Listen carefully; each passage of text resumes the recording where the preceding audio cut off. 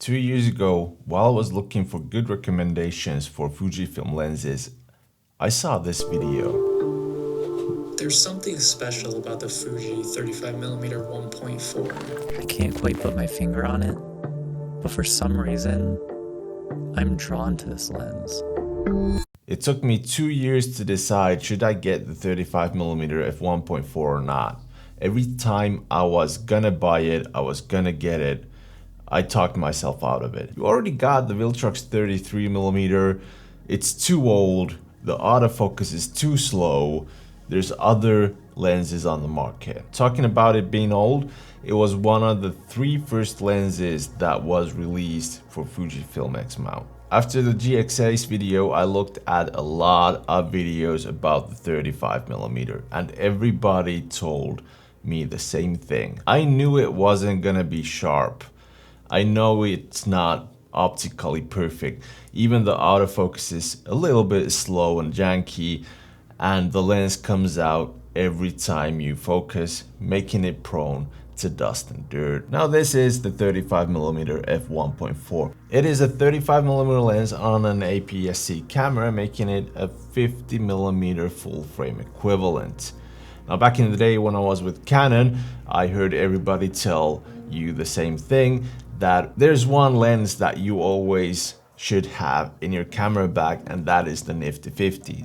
If you don't want to know what the Nifty 50 is, it's what Canon users call their 50mm. It's a small 50mm lens that has an f1.8 aperture.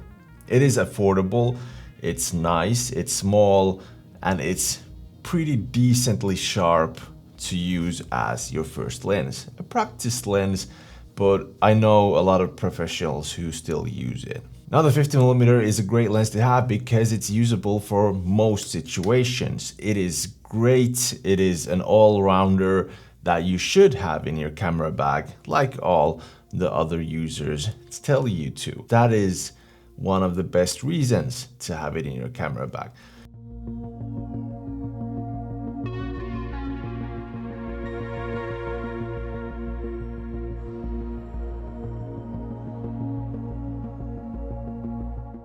The images are great even at f1.4. Like GX8 said, I don't think this lens was built for optical perfection, it was built with character in mind. Most of the pictures came out dreamlike. Almost when editing, I thought that I had a mist filter on them because it gave this sort of softness and bloom to the photos. Now, even though most of the users tell you that the autofocus is junky and it's a little bit slow, I'm just gonna go as far and say that I think that it's fast enough for most users.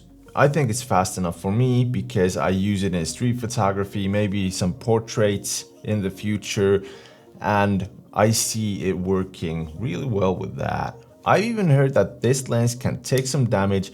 Some people even might have some screws loose or missing and it still works. It can take some dust and it doesn't affect the image quality, etc.